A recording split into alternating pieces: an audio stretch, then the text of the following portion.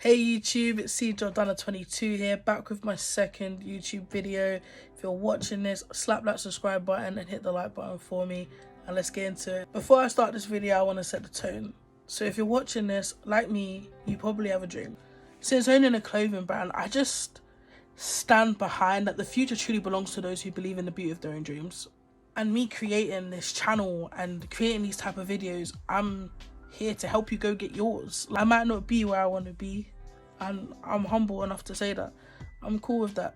I'm getting there. That's why I've created this channel. That's why I'm doing what I'm doing. Come on, man. Go get yours. Okay, now that I've finished giving you all the advice, it's time to get into the video. Please don't forget to like, comment, and subscribe on this channel. Let's get into it. 5 things that I learned whilst owning a clothing brand. Number 1, your mistakes are your power. I don't know if you heard that, but it sounds like I just snapped some shit. I know you hear this shit that it's okay to make mistakes, but it generally is actually okay to make mistakes. This is how your character is built. If you let these mistakes lick you down and you stay down, come off the video. Come off the video. And by the way, I don't say that to be mean, you know, but this video is for my people that are resilient. They're committed to their dreams. They're committed to their goals, what they want to achieve. They're there. Energy is there. In this game, in any game, you are going to face times where you get licked down, whether that's you lose money or something doesn't work out or you don't sell out all your products or the drop isn't successful in whatever way. These mistakes are going to happen, but how do you expect to learn if you don't make them? Other YouTubers that make these videos and they tell you their mistakes, why do you think they're so great? They're so great because they've made those mistakes and they've learned from them and they're pushing forwards. This is why I'm saying, if you're someone who makes those mistakes and you actively allow it to kill your energy to the point where you give up and you stop doing things, jump off this video because it's not for you. I'm not here for those kind of people. I'm not here to tell you to pick yourself up. That's your job. Who do you think pushes yourself on the days where you're feeling like shit? I've got dreams and goals that are waiting for me. I can't sit here and just be like, nah, I ain't gonna do it. Who else is gonna do it then? Make sure that when you make these mistakes, you say, all right, cool. It's gonna hurt. Some of them are gonna hurt. They're gonna sting you. Like, facts. I've lost money. I'm not talking about 200 quid. I'm not talking about 200 quid. I've lost money. But it still doesn't stop me from doing what I want to do because I want it. I want it bad, and I want it. And I'm gonna get it. It's just that simple. Like, you have to have that type of mindset. Mistakes that you make along your journey, they feel your commitment. Well, it's supposed to feel your commitment. And if it's not, you might need to look into if this profession is for you, if this career is for you. And even if you still feel as if it is for you, maybe you need to do some more work on yourself before you jump in. You're the only one that's going to have your own, but you need to be your own backbone in this. It's your brand. You're not working for another company, so there's not other employees that are going to hold you up. You have to be that person for yourself. With certain things, don't look at those mistakes as mistakes. Turn those mistakes into opportunities. Look what I'm doing with this YouTube channel. I'm giving out free game based off mistakes that I've made since starting Original London in 2020. I'm only able to talk on this and give my own experience because I've made the mistakes. I've made those mistakes. My brand's only got better because of the mistakes that I've made. How are you going to know how things are going to work out for you if you don't make them mistakes? You can't be afraid to take that leap. Make the mistake, bro. It's alright. Learning is enhanced by error. Okay, guys? You literally have nothing to lose by trying, guys. You've got nothing to lose. I wasn't the most confident person. I still am not, but the amount of confidence that I've gained from doing this brand thing and putting myself out there is insane. It is absolutely insane. So insane. So you got nothing, like, if you're watching this, honestly, you got nothing to lose. Like, please, take a step is a step, man. I say this all the time. Take it. I'll let you in on a mistake I made. So when I first released the first set of the first drop for Original London, I had these t-shirts that everyone was like buying. I kid you the fuck not, done 3 rounds of this same drop because it was so popular. Like everyone wanted one. People were buying 2 at one time, 3 at one time. They'd put other people on, and it was just like a massive hype. Like it was a big hype. I kid you not, I did 3 rounds of this one drop. And so then I thought, oh, like I need to kind of like, what's next? Like I was so invested in this one drop that I didn't really put a lot of time and effort, because when I create my pieces now, I kid you not, my pieces take months to create. It might look simple, but it takes a very long time to create. But back then I wasn't so structured, and I remember thinking, oh, what to do next? Oh, I should just dash some color in. And I changed to it was the same design, but I changed the colors. And at the time I was doing them in a printing shop, and what had happened was the mistake I made so many colors available, and I allowed people to choose whatever color that they wanted, to the point where, because they weren't set colors, I never had set stock, because I could never have 40 reds, 40 pinks, because I never knew if 40 reds or 40 pinks was what I was going to sell. I was giving the people what they wanted basically, but in the wrong way. So I was allowing them to choose, and then I would go and get it printed. And oh my god, it was the most stressful thing ever, because the printing shop never had all the colors. Then a lot of people, I started disappointing them, because I was like, sorry, but this color's not available, or it was just chaotic. It was generally chaotic, and I had to make so many trips to the shop, back forth. It's not like now where I would order in with a manufacturer and all the orders get sent to me and it's pre-made. It wasn't like that. It was back forth, and I was getting orders every day. It was absolutely exhausting. It was exhausting. It was way too much. So that's one of the mistakes that I made when adding colors to that drop. And I learned from it. And obviously, even with the website, it didn't work, because with the website, it just, I don't even remember what happened with the website, and it just didn't work. The whole process just didn't work. It didn't work. Like having all these colors, and allowing people to choose, and having it just so openly accessible to everyone, it just was not working. So like from now, I know that if I was to make a drop and I was going to have colors, it has to be set colors, and those colors I have to have in stock, and from there obviously the stock can be distributed. But it's not going to be a thing of, oh, Mary, would you like what color would you like? Baby pink, please. Sam, what color would you like? Coral blue, please. Like it was too much. I can't do things like that. But it was a mistake I made. I made so many mistakes with the orders like that.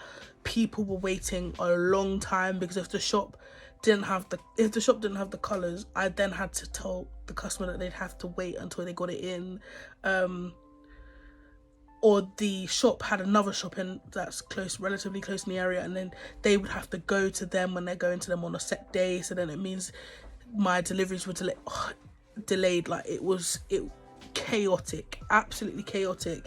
And to keep up with all of it, chaotic, man. I couldn't even get when you create a website, basically it has this, like, with the set products that you make, I couldn't even keep up with them all because of all of the color changes. Like it was awful. Oh yeah, this is another thing. Some colors, because they were like, I don't know, probably hard to get in or something, they were a lot more expensive. So I also ended up losing money on certain colors because they were more expensive to print in that color. It was just chaotic. But it's a mistake that I made, and I've learned that now. I would never do that. I would never do that again. I'd never do that again. But like I said, it's a mistake. Learn from it now, and we keep it moving. Do you know what I mean? I lost money. I did lose a few customers because they thought I was unserious because I weren't able to give them their orders straight away. But hey ho, it's a mistake. Learn from it now. Would never do that again. And we keep it pushing, man. Just keep it pushing. This is what I'm saying. Like, I'm here. It's 2023 and I'm still here doing this shit. Like, it's a mistake. We keep it pushing. It's not the end of the world. What I've learned, number 2. Will people buy my brand. Oh my god. Now this topic, for people that are starting especially, this one's for you. Essentially, when you first start a clothing brand, a lot of the time you're going to have family and friends. They will initially be your first customers. It's just kind of a natural response thing where you start to tell people and they're like, oh, can I see? Oh yeah, like I'll buy one off you, blah blah blah. It's just naturally, it's just a process that a lot of clothing owners go through, where family and friends are like the first people that buy it. So at that point this is what happened to me, was at that point where I'd made my first drop, that's what was happening to me. A lot of family and friends were buying, and I thought, woo, like this is, money's rolling in, like everyone's wearing my shit, like I'm excited. But then when you get a few months in, and it's like you then look on a wider scale, and it's like, but how many customers am I actually pushing that are people that I don't know? Actually, this became a massive issue for me. I did get into my own head about it, because the way I looked at it was, I'm a brand that no one knows about. Original London, it's incredibly on the very rarely known scale. At this point, it's about building this process that I'm currently doing here. I didn't understand that. And I just thought it was just a thing of like, oh, I've just printed a few t-shirts, like they get some cool photos in and the buyers would flood in. That's what I thought when I first started, and I was humbled. I was very much humbled, because that is not what happened. But I'm okay with saying that, because it's my reality. It's what happened. I genuinely thought that I would have people rolling in after I created a few cool t-shirts, and had like, I was creating promo videos. I was just like making it all look cool, but no one knows your brand. There's no foundation. There's no story. And people who I didn't know, it was like, that became a challenge to get them to connect with the brand, to essentially then want to purchase and buy and be a part of Original London. But my advice to anyone that's watching this is, there's so many people in the world, and I feel like when you first start a brand, you downscale and you don't look on a wider perspective. You look at what's around you and the people that are around you. There are so many people in this world. Someone's gonna fuck with your shit. People are gonna fuck with your shit. Do it right, and I promise you they will. Market your shit right, and I promise you they will. I have seen people with designs, and I'm like, how is this working? Like, even some of the big designers, like some of the stuff that they're creating, and I'm like, how are people buying this? There's so many people in the world. Stop worrying about if there's people. Yes, there are people that will buy your brand. It's just down to you to be consistent enough to create that community around your brand and build the hype around your brand, and it will work for you. It will work for you. So many people to connect with on this planet, and like I said, I do feel like we don't think big enough. There's like, what, this is why I'm creating this channel, because I'm trying to find the people that connect with Original London. Do you know how many people on social media alone? A lot of people in this world are. So you never know who's gonna see your stuff. You never know who's watching your stuff. You just have to be consistent. Always produce quality. Show people what you're about. Like, another big worry of mine was like this is when I first started in 2020 as well. I was like, how the fuck am I gonna compete with all these big brands? Like, when no one knows about Original London. How is such a small brand created from scratch? I don't have like mega amounts of money, or like, I'm not even, do you know what, I'm not even like socially bait. Like, I don't hang with socially bait people. How the hell am I going to put Original London on the map? And it's something that, honestly, it just kept going over and over and over in my head, because it's like, what if I am doing this for nothing? There's so many people in this world. Don't think small. Build that community, market your stuff, keep using platforms like TikTok, like Instagram, where the people are. This is where the people are. Use that shit. Use that shit, because that is how they're gonna see you. And make it happen for yourself. Lesson number 3. It's not about the money. This one's gonna burn some people's ears, because I know that a lot of people look at clothing brands as a quick get-rich scheme, because obviously there are a few people who have been lucky enough to blow within 8 months and be making over 20k a month solidly, because they just kind of grasped it like that, or really taken the time to learn, and they've absolutely knocked it out of the park. But the one thing I've learned about building this brand, and this is just based off of my experience, is it cannot be about the money. Owning Original London is not about the money for me, and this is when I knew it wasn't about the money for me. Don't get me wrong, I'm not going to sit here and cap to you and be like, oh, it's not about the money for me, and I don't really care about the money, because that would be cap. But how I know that in my heart it's not about the money, when I first started Original London, I was working in Sainsbury's. I hated the job, because it has got no relative.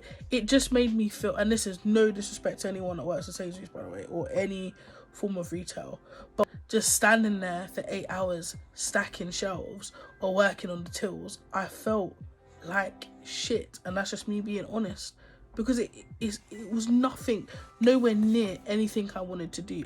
That's literally what I did. So there'd be times, and I kid you not, this is not cap, there was times I'd come home with, at the end of the month, when I got paid, I'd get paid like 500, and I remember one paycheck was like £525. That is shit. That's bad. Like, that's really low. Like, that's low. And I was like, oh shit. And it's because I don't go in. There was one month I got like £300. I think that was a £323. I think that was my lowest one ever. That's when I really just didn't give a fuck. I just wasn't going in. This is how I really knew that Original London wasn't about the money for me. Out of that £500 that I got, I kid you not, 250 of that went on the brand straight away. Like, half of it would go on the brand, if not more, if needed be, would go on the brand straight away. And like, I'd sit there and live off £200 for the month, just so the brand can have its products or whatever it needed. And that's when I knew it wasn't about the money, because I was willing to not go out, not do cool things, just so I could just watch my dream come alive. This is what I'm saying. Like, so that's how I knew it weren't about the money for me. It never was. How I felt. Like, I just feel like if you're doing it for money, man, like, you're not gonna put the love and the care that it needs, the attention that it needs. It's not gonna get it, because you're just so money hungry. It's not about the money. Like, it's not about the money. The money is an advantage. The money is a perk. It's an advantage. But all the time and all the hours that I put into this brand, I don't get paid for that. When I'm up late, I don't get paid for that. When I'm sending samples off and doing all these things and losing money, I don't get paid for that. You don't get paid for none of that. All the time and the effort and the conversations and the research time. Let me tell you for free, that research time is heavy. You don't get paid for that. So that's how I know it's not about the money for me, because all those hours that I put in off my own back that I'm not getting paid for, I'd still put more money into the brand. Lesson number 4, a step is a step. Now, if you've been around me, you've been on my page, or you follow any of my shit, so at some point you'll hear me say a step is a step. A step is a step. It's something I absolutely live by. Quoting Martin Luther King, you don't have to see the whole staircase, just take the first step. And I feel like it is beyond inspirational. The whole staircase is something myself, you as a viewer who wants to own a clothing brand, or you currently own one, is something that you want to see. It's your end goal. It's all you've worked for. That is the whole staircase. But the beauty is in the journey. All the small stuff that you do leading up to that counts. It all contributes to you becoming a winner. It could be something so small as creating the name or creating a design. Something so small, but you're one step closer. You're one step closer to achieving your dream. And that's how you have to look at it. It's about your mindset. You're one step closer to achieving that dream. If you put your product out there, you're one step closer to achieving your dream. You're one step closer than you were when you didn't put it out there. Because if you didn't put it out there, no one knew about it. No one seen it. You've made that step. Now what's your next one? The little things count. The small things that we do on a day-to-day towards our goals, it contributes. You watching this video and listening to my advice and actually doing something with it on your own brand after watching this and taking something away from that is you taking a step. And for me, I'm happy with that. Last but not least, step number 5, lock in. You. Yes, you that's watching me right now. You heard what I just said. Lock into your dream. Locking in is incredibly important. It means focus. It means have a goal of what it is that you want to achieve of the day for your clothing brand and achieve it. Because there's so many things that need to be done when owning a clothing brand. And especially when it's not a field that you're used to, it's a field that you're learning about, it can become incredibly overwhelming. I experienced this myself where it's like, I need to do this, I need to do this, I need to do this, I need to do that, I need to record a YouTube channel, I need to make a TikTok, I need to do an Instagram reel, oh, but I need to send this off to the manufacturer, I need to create this tech pack, I need to do this, I need to research that, there's so much stuff going on in my brain like this. I'm constantly doing overtime, and I feel, and I don't know if anyone else feels like this, but where I know that I have so much shit to do, if I don't feel like I've achieved enough, I feel absolutely deflated. That stopped for me when I started using this technique. So the technique that I use now, that I do encourage you to do, would be to create a list of all the shit that you need, that you know that you need to do. Create that shit. Create it, okay? Everything. Like when I say everything, I mean everything, from the website to designing to tech packs to production to marketing, whatever it is that you need to do. Create a list or a spider web on what it is that you need to do. Once you've done that, each day have a set thing and do it before you go to bed, because that way, before you go to sleep, you know that next day I've got shit to do. So it's planned into your day. Don't do it on the day, do it the night before. So you're mentally preparing yourself for what it is that you need to do that day. And what I suggest you do is you choose one thing. Start with one thing. Start with one thing a day. And put that down to say, right, today, tomorrow, that's what I'm going to do. Tomorrow comes, you whack that out the park. I promise you do that, you're going to feel good, because you're going to feel like, boom, I achieved something today. And if you are feeling like you're in your element, you know that work element where you're just bam, bam, bam, bam, bam, and you're just going for it, and you're just getting so much work done, and you tackle something else on it, you'll feel even better. And you don't feel overwhelmed, because you know that, yes, in hindsight, there's so many other things that you need to do as well for the brand, but you've just achieved one thing. So that's one thing you can knock off your list. And as you continue with that routine, you might even be able to start adding 2 things to one day's task, and you become more productive. And that's what we want really well. It works really well for me anyway. That's what I do. So for example, even this YouTube video, I've scheduled it in. I've scheduled this YouTube video in to say that, okay, today I'm making this YouTube video. Me creating this right now is my sole focus of today. If I complete anything else, then kudos to me, but this is how I get my shit done. So use this as a method to help you succeed and help you become productive and keep being active on your brand, so that way you're always working behind the scenes. It's not always what you post, because there's shit to do behind the scenes that people don't see. Unfortunately, you don't get credit for that, but it's a part of the journey, and it's what makes you great. So you just gotta do what you gotta do. As the video is coming to an end, guys, I just want to say, go and follow your dream. take that step and go and start that shit. If you're watching this and you know that you got orders to ship, go ship that. You know you got a design to create, go and create that. No one's going to put the time in like you're going to put the time in. No one can exploit the vision of your brand other than you, because it's in here.